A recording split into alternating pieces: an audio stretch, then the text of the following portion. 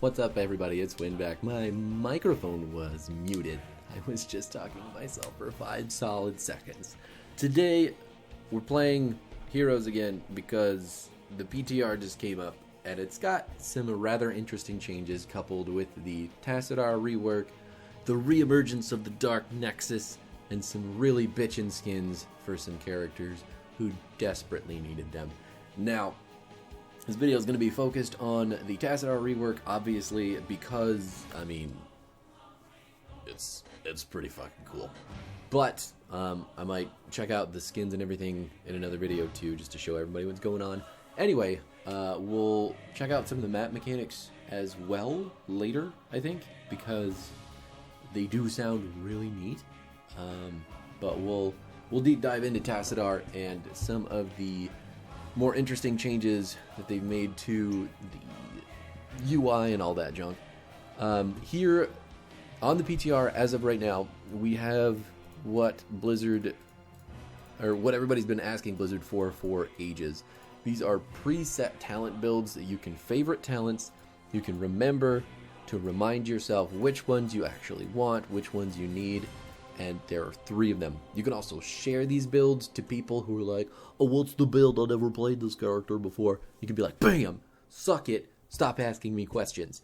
But, all that aside, I do have 3 already set up here. I've gone through the talents for Tass, and I think that there's at least 3 to create a baseline for him. So, what we'll do first, though, obviously his basic abilities have changed. Our Q is no longer going to shield. Tassadar has gone out of the support role into the ranged assassin role, and it is so fitting. So fitting. But our Q is Shock Ray, and let's just take a look at it. It's big damage, it's slow, but you have to channel it. You have to sit there and channel that bad boy on them cooldowns. Oh my god, it's really that. I love this animation. They have also changed his animation on his just auto attacks, his beam, which is incredible, which goes into his trait. We'll get to that in a second. Psionic Storm has not changed, but it does have a fancy new indicator to show you where the maximum damage is being done. So you can see the little circle inside the circle. Once that hits, big mode, it's doing more damage, because the damage is always ramped up. You can just never tell unless you're looking at the damage numbers.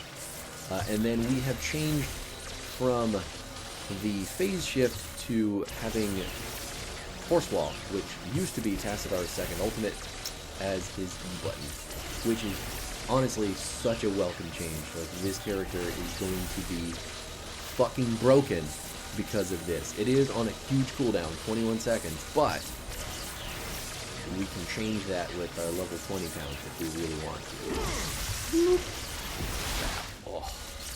Alright, let's go back to holding position here.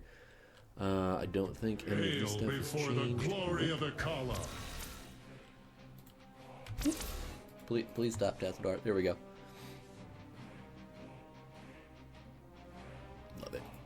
Love it. Putting so much effort in. But anyway, so our talents here, I think there are clear winners, and I think there are very less so. So the build that I think is probably going to end up, our trait. Can't forget to mention our trait. So trait has just become beam purely. They changed it from Tassadar grants vision to all of it is going into Tassadar's beam. So our channel here, and this is going to count for heroes and minions and anything that you're channeling on, I think. Yeah, it's just channel purely. Some of his talents have a stipulation that you can't do this with buildings, but this one in particular, as long as you're channeling, you are gaining stacks of your resonance beam. You can see over here. Once it's fully charged, you gain 3 mana per second. And your mana regen increases while you are charging it, and it slows. Obviously, it's always slowed, because, well, it's not. It's slowed ever since it was a beam, right? So, that being said, God, it looks so pretty. Zap. Neat stuff. Really neat stuff. Oh yeah, but I mean, obviously, You're going to need to channel this quite a bit. It is a very core part of his kit at the moment, which is why I think building auto attack is probably going to be the most efficient way to play him. But obviously you have to stand still when you are doing this. So, stutter stepping. Let's see if I can get it to drop back down to 0, and we'll see how easy this is to do stuttering.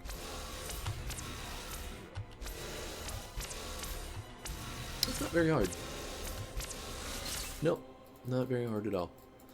So channeling it for about 0.25 to 0.5 seconds is going to get you about 18% of the bar filled, which is pretty nutty. But there are talents here at level 1 that can shift how you play with it. So what I have here, Kaidaran Amulet, it is going to essentially give us that level 20 talent he used to have that would let his auto attacks bounce to people. But now we're going to get them in quest form. The cooler thing about this is that we are going to charge our beam 50% quicker. So, what should happen... 28 that time. Yeah, you can immediately feel how much faster you can get that done. Let's see. No, there's no clock anywhere. Damn it.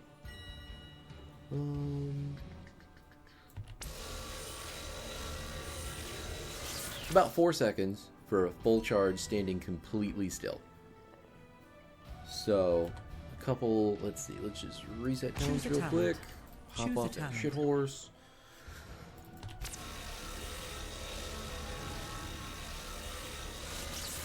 It's about 5 seconds standing completely still otherwise.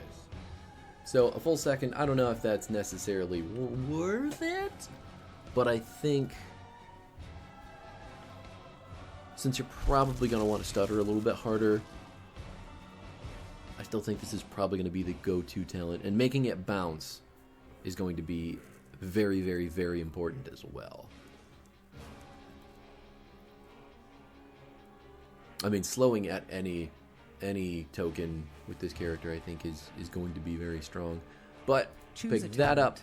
We're going to take Plasma Shield at level 4. This is a new talent, and this is while our beam is fully charged, which we are obviously going to get faster with our level 1 talent.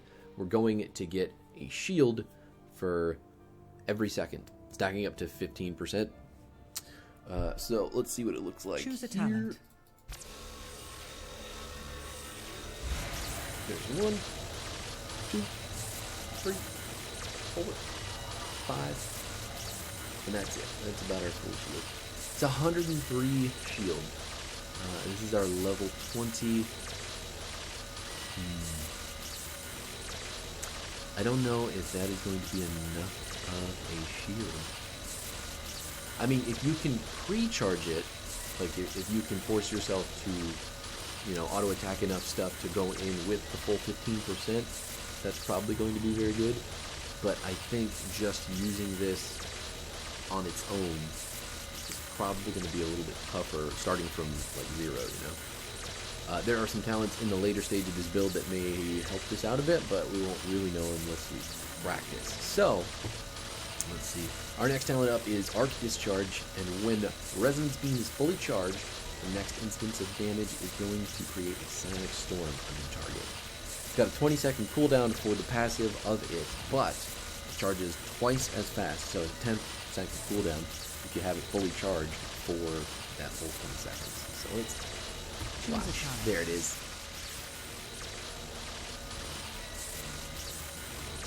Should be coming any second now. Quest is complete. I might need to count that out.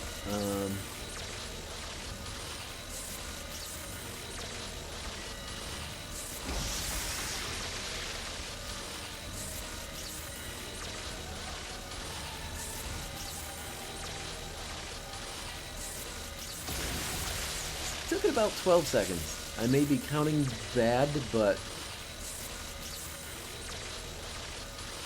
says it decays quite fast. I don't know if that means maybe that's a tooltip problem. Or maybe that's like an entirely new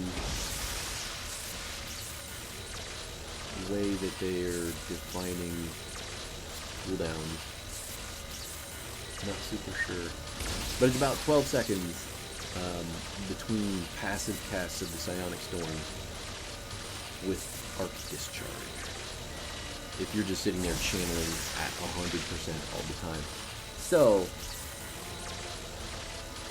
I don't know how that's gonna work, because that feels a little bit wonky. But we do have a brand new ultimate for Tassadar since we lost the Force Wall to our E button. We have Black Hole. I'm not going to do this one just yet because I think it's better with the next build. But essentially, you're going to throw it out. It's a huge line shot ability that is going to stun people if they get hit by the center and deal a big chunk of damage while dragging them. So, it's fucking cool. It's fucking cool. I promise it'll be worth it. But I do want to see how Archon works now with everything going on. So it's still going to do the same thing. You're still going to get a big shield. You're still going to transform. You're still going to do lots of damage and splash. But okay, so the attacks haven't actually changed. You're still going to zap people with lightning. It's still going to splash like it does.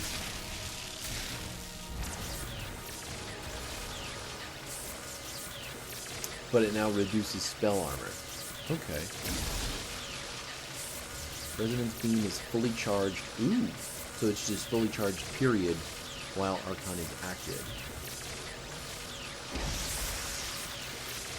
Which means... okay, let's see if we can... does our shield just dissipate? Yes, it does. Alright, perfect. So if we hit this... our shield is increasing. Okay. Interesting. Yeah, and that's just going to happen permanently while we're in Archon. So essentially, you can have a 55% shield while in Archon, assuming you don't take any damage, obviously. But that would be the maximum effective amount, which is nuts. So you could probably be really fucking tanky with Archon.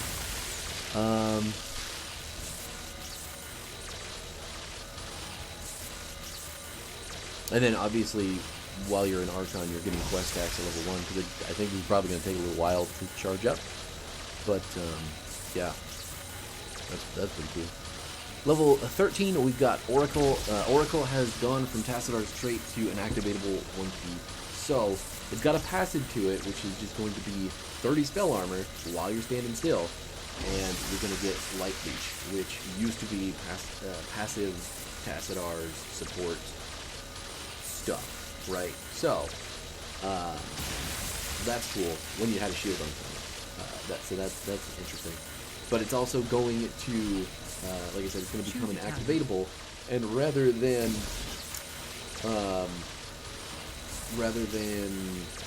just hitting the button and this huge area becoming visible, you now have to channel. So let's hold over here. Just channels. Pretty big. Do it again.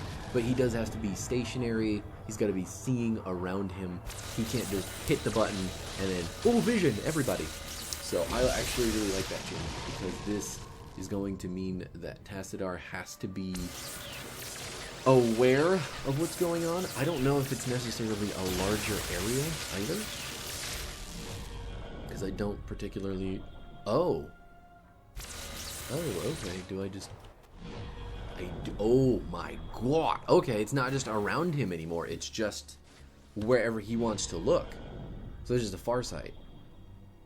That's pretty cool. And then the passive bonuses obviously are pretty neat, but... Huh. And they've been... I mean, they haven't really done much with these vision talents for the longest time, but I think coupling them with those passive bonuses is probably a smart idea. That's good, though. I like that. So, next up on the talent, we have the Executor's Will, which is a brand new talent. Lots of brand new talents. Activate to gain full charge, 15% spell power, and cause basic and heroic ability cooldowns to regenerate 25% faster.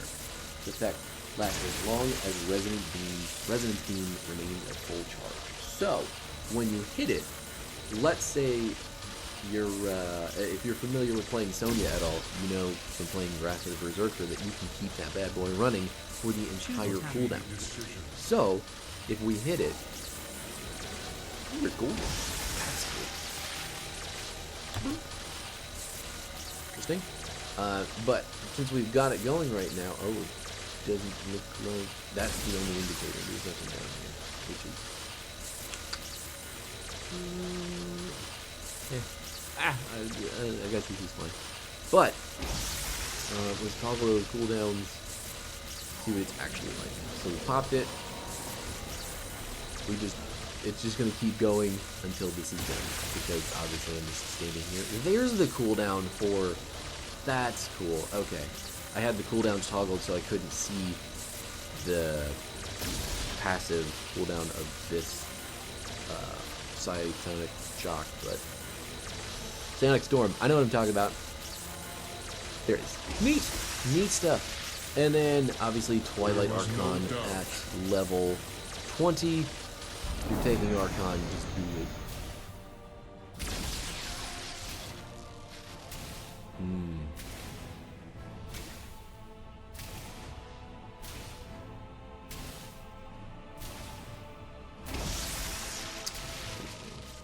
Interesting. Still golden. Still got the Executor's Will. Obviously, Twilight Archon just keeps going. It's just like Wrath of the Berserker. As long as you keep hitting people with your shit, you are going to remain in Archon form. Actually, let's see.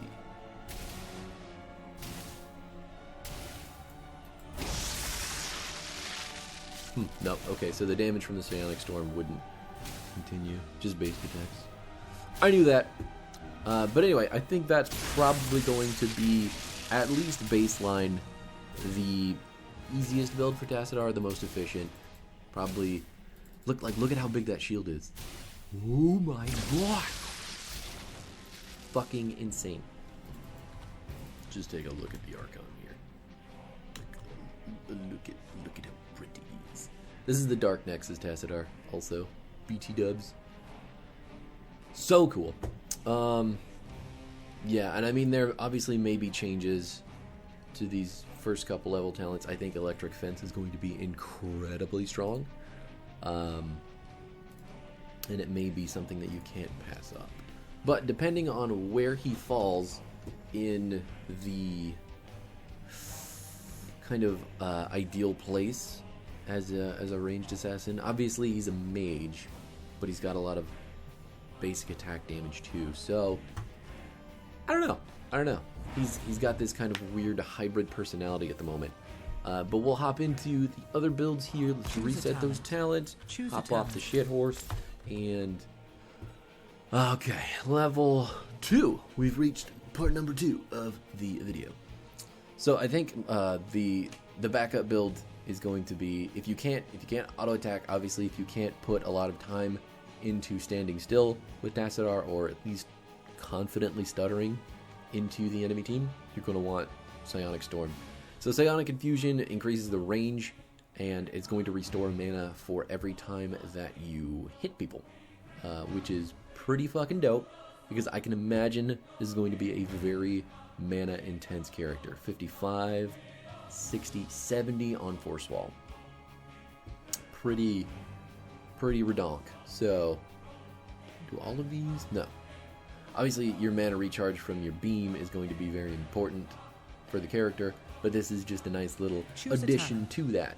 And then, a lot of the talents that create that passive Psionic Storm, it doesn't say untalented Psionic Storm. So, the assumption is that you're going to get another Psionic Storm doing the same thing that your normal one does on your W. Let's see. So we got Electric Fence here. This is the big change. Not necessarily big change, but it makes the Force Wall even more of an offensive tool rather than, a defensive tool. You want to use it to get picks. You want to split people up. You want to stop them from going places. And in doing the Electric Fence, you're going to slow people and you're going to deal damage At level 20, you're doing 202 damage. So you basically give your force wall a burning rage, and it slows people. And I don't know how close you have to be. Let's toggle that cooldown again. He's still kind of just on it. Let's see. You gotta be pretty close to it.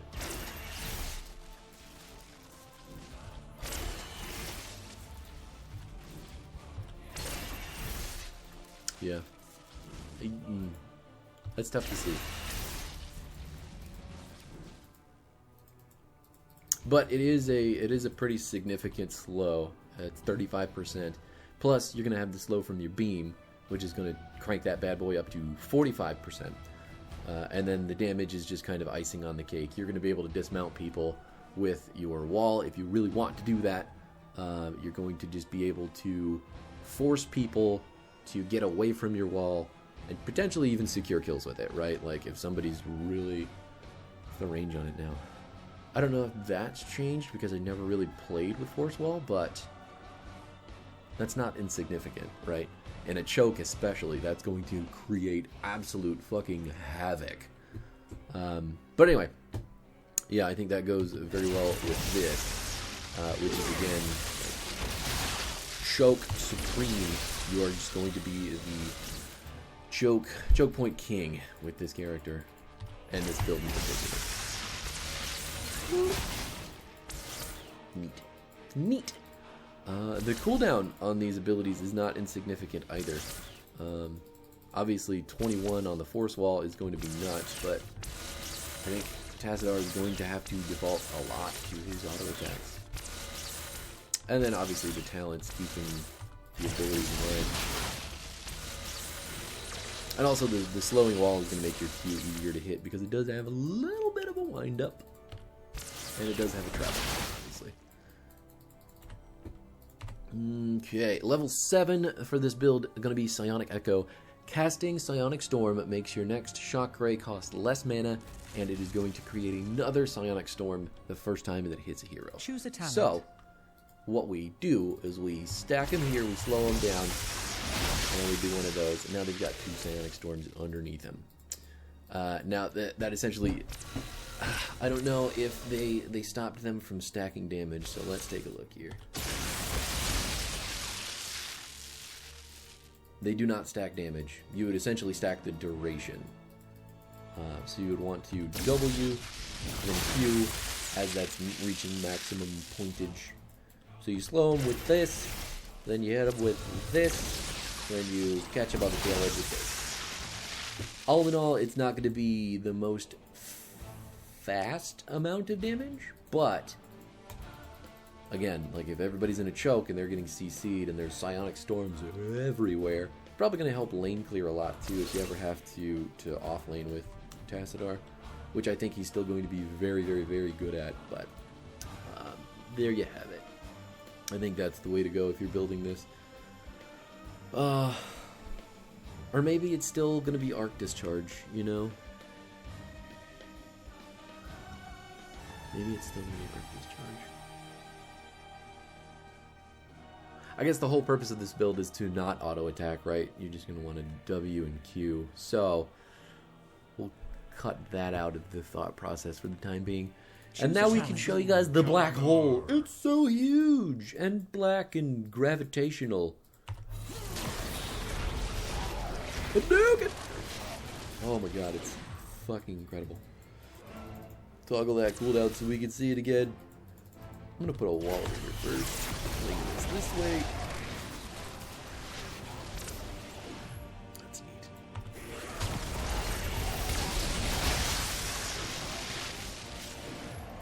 Let me think. Okay, so you do this, you do this.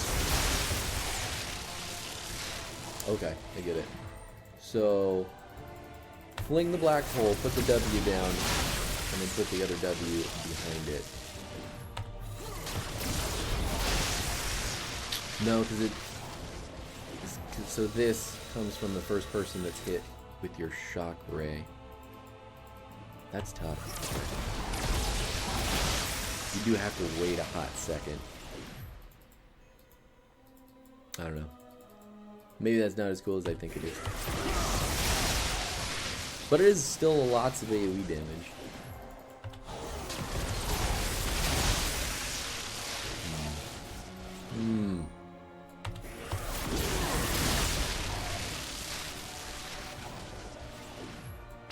So it's got this stun in the corner. Stun lasts for 1.25. Yeah, he didn't even take the full round of damage. I don't know. I think this ult is going to have a lot more utility than I'm giving it credit for, because I'm only using it in a specific combo right now, right? But I really like it. I really like it. Even if it looks a little bit wonky at the moment, it's probably going to be very, very good. Again, it's a straight line. It is a long line. That is a huge stun, and it is a displacement on top of that. It is going to be fucking crazy in choke points. Just absolutely nutty. Don't throw it out in the middle of a lane unless you have like a clear wombo to follow up on. But if you're ever in a place like Cursed Hollow and you got that straight alley and that enemy team is running at you, you black hole them to death. And then at level 13, we're going to take feedback. When an enemy hero gets hit by our W, they get slowed and we reduce their armor. This is a carryover from old Tassadar, but I still think it's fantastic because doing this and then doing this is going to absolutely shred someone standing in there. And you can keep them in from going out. You can make sure they don't go anywhere. They're slowed, obviously. You're going to slow them with your auto attacks. You're going to slow them with your wall. You're going to slow them with your everything. And then, obviously, since they're being affected by this one and this one, you can essentially increase the amount of time that you have, the bigger the window for reducing their armor, which is going to be freaking nuts. Freaking nuts. So, at level 16, we're going to pick up Psychic Shock. Almost did that wrong, which makes the storm do its damage faster. Now, that probably doesn't seem like a whole lot in reading. Obviously, it's only a single line of text. But the faster this ability does its damage, the higher it's going, or the faster it's going to get to that higher tier of crit damage right there. You see, so 187 as opposed to, I think we were only getting one tick of 187 prior to this. So we just did 3. And then you couple that onto it. It's like, what? That's a shitload of damage. Just a shit ton of damage. Yeah. Obviously, 16, I think, is going to be a hotly contested talent. You're probably going to be situational on that a lot. Same thing with 7 here. I don't think 4 or 1 are going to change, though. Maybe, no, because the range, right? Yeah, the range is pretty fucking good. And then at level 20, we are going to pick up the Google Blitz.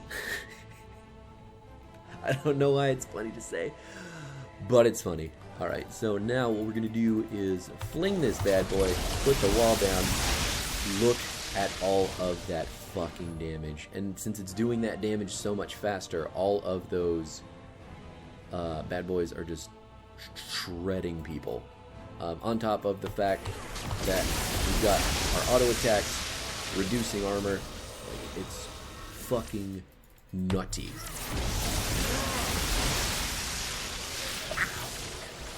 Wow. I can guarantee you, in the right hands, this character will be fucking broken, but he is also going to be difficult to play. Almost ridiculously so. So, on to the third build. Let's see what we got. I didn't mean to set level. I just wanted to reset talents. Anyway.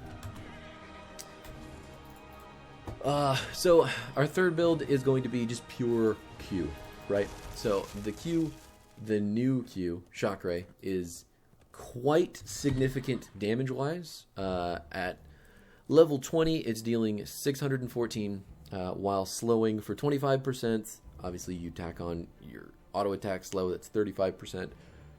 Fucking good. But we can increase the damage by 200 which 800 damage on a Q, pretty nuts, right? And it's a huge AoE. But this also is going to increase our beam charge by 33%. So hitting heroes with your shock ray is immediately going to shoot your trait through the roof. Choose a talent. So let's take a look. Got 3 people here. We are already at 100%. Already at 100% beam charge because all we had to do was line them up. Nuts. Absolutely fucking crazy. And then obviously from there, all the bonuses that you get from, you know, being at 100%, it's just going to be fucking stupid. And then we can complete the quest for the 200 bonus damage, which isn't really... I mean, damage is nice. I think the trait charge is going to be more important, though, right? So here, I don't think induction is going to be the greatest. Because when you cast Shock Ray, you're stuck, you're channeling. And even with 15% move speed after that, you're kind of like... If you didn't hit a hero, you're not really moving super fast. Sonya, just using one of her abilities, gets that same amount of move speed, right? Just for hitting you. No channel required.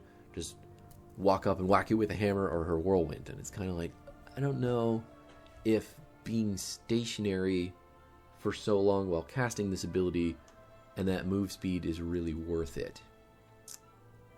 Well, let's see. Let's take induction. Let's see how fast our move speed goes. We hit 3 people, still only 25%.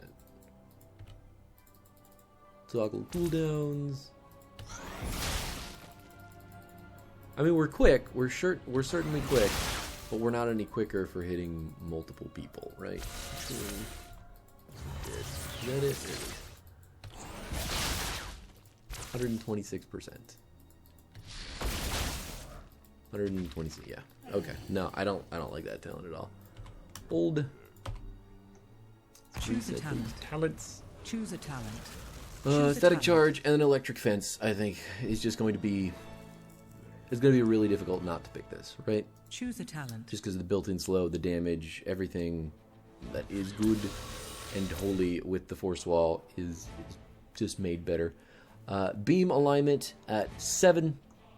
When our beam, or when our resonance beam is fully charged, so our trait is fully charged, we are going to half the cooldown of Shock Ray. And then we're going to increase our auto attack range by 1. So, choose a talent. In doing this, obviously you could see earlier, fully charged, holy shit, we go all the way over here, recharges, I got cooldowns on still, alright, doing that. So rather than being a 7-second cooldown, we're on a 4.5, or a 3.5.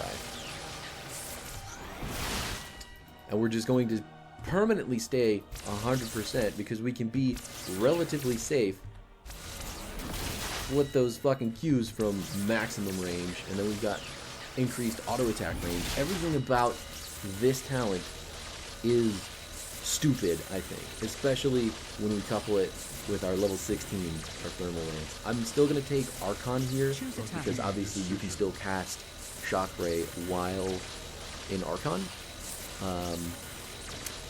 But you know what? Actually, Black Hole may be better because it's going to drag people, obviously, right? And if it drags clumped up people and you hit more of them with your beam, these are going to be really hard to pick between, I think. These ults are going to be very difficult to pick between. And then I don't know necessarily that Feedback or Oracle would really couple very well with the way that our Q works now. So obviously slowing them isn't going to be super important because you're going to have your wall for the slow, you're going to have your auto attacks for the slow, and it's not necessarily that the Q is, you know, the hardest to hit in the world. Yeah, I don't know.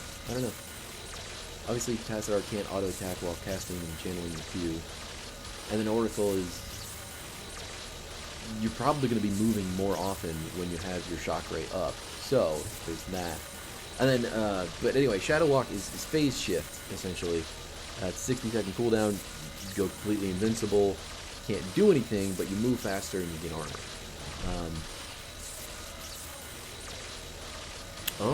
Oh, so he can be killed now. I thought, okay, so phase shift, you would go completely invincible, but now you're just invisible and you get armor. So if Arthas had his, alright. So we're still taking damage. So now that I get it. It actually gives it some counterplay where it didn't have it before. That's cool. I really like that change. That is a huge nerf to the ability, obviously. But when you couple it with the fact that you have so many other abilities going on here, that's an intelligent change. That is an intelligent change. So let's see. You can also cast it during Q. Just cancel the Q. And I guess if you have induction, you hit a Q and then you cancel it immediately, and you've got. Let's see. Let's reset talents. Choose a talent. Well, I guess do that. So we've got. Choose a talent. Choose a talent. Foreseen. Choose a talent. Nope. Choose a And talent. then you. And Choose a then talent. C button. Let's see just how high up we can get our mood speed here. So, 140%. Yes. Wow. You can fucking move. And we're still moving. Like, immediately cancels the channel. That isn't bad. If you're going to take either one of these talents, you're going to want the other one. You've impressed me, hero.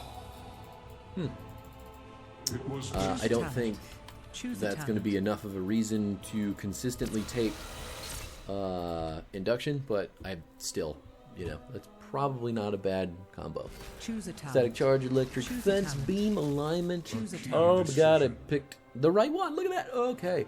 And then thermal lance are level 16, 8% of your max health, but only on the first hero you hit, which is a fair trade, honestly, I think.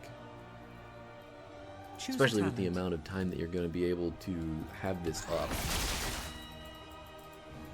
Zap. Actually, let's see. So, we'll do one of these. That's nuts. Cooldown's off. That was 1,200 damage. It's the target dummy, though, I guess. Percentage damage doesn't really ring home on the target dummy.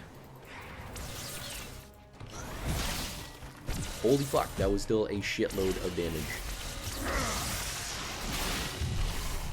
Bloop. Insane. And those lines you're seeing from the towers is them triggering to hit Arthas because he's hitting me. Arthas still took about half our health bar though, which, that's how Tassadar's health bar should be, I think. But yeah, no, that was not insignificant amounts of damage. That, especially with the cooldown that's beyond the 3.5 seconds when you're fully charged, that's nuts. That is absolutely nuts amounts of damage. And then once we hit 20 with this build, I think if you're building pure W, obviously you want to take the upgrade for Black Hole, right? If you're building autos, I think you still probably want to take Twilight Archon because you could basically just have it permanent and a lot of good things happen when you do that. But these two abilities are also fucking broken. So, dropping the cooldown for Force Barrier to 11 seconds, and then increasing the duration and the range.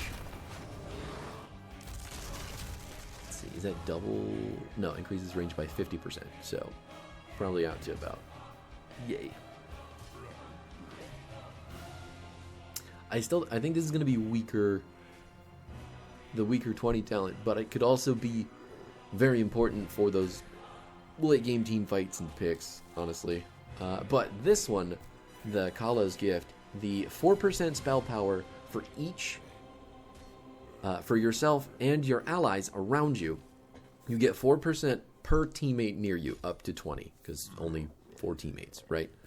But I guess including yourself, yeah, for yourself and each nearby allied hero. I don't know why I'm rereading words, but so 5 people on a team, 20% total spell power, and that is shared with everybody around you. So if you are up to the point where you have 20% spell power, everybody on your team also has 20% spell power. This is stupid. And this is just like the talent that Chromie had, I think Blessing of the Bronze, when she was reworked on release, where it was just giving everybody all these ridiculous stats. But having 20% spell power in this radius, like imagine you've got a Lucio on your team, or you've got fucking Ming, or Kael'thas. You have any number of teammates who are going to stay in this circle, first of all, because they want the spell power too. Take like Arthas, for example. He's going to be healing himself for 20% more with his Q, or he's going to be dealing 20% more damage with his Q. He's going to be hitting harder with his E, so when people try to come into your team to kill Tassadar, now they have to go through the beefed up Arthas too. This character is going to be so incredibly good at counter-engaging. He is going to be absolutely fucking nuts, I think, with this talent and the way that you can build him specifically. I don't know which one's going to be the strongest, if it's going to be the Q build with the Kala's Gift, or if it's going to be our one build with the auto attacks. I think, I don't know. I want to try them all out. Obviously, it's on the PTR right now. I can't do a whole lot of testing unless people want to come help do that. But for the moment, that's kind of where the theory is. I think Q is going to be stupid strong, and I think auto attacks are also going to be very strong in the right situations. W, I think, is just going to be across the board average, but it's probably going to work everywhere, right? So I've been droning on for 40 minutes now, trying to figure out where this build is going. But thanks so much for hanging out. Let me know what you think about the Tassadar rework, the Dark Nexus event, everything going on with this lovable Protoss Templar. And we'll see what happens as soon as he's released. Anyway, thanks for hanging out, and we'll see you next time.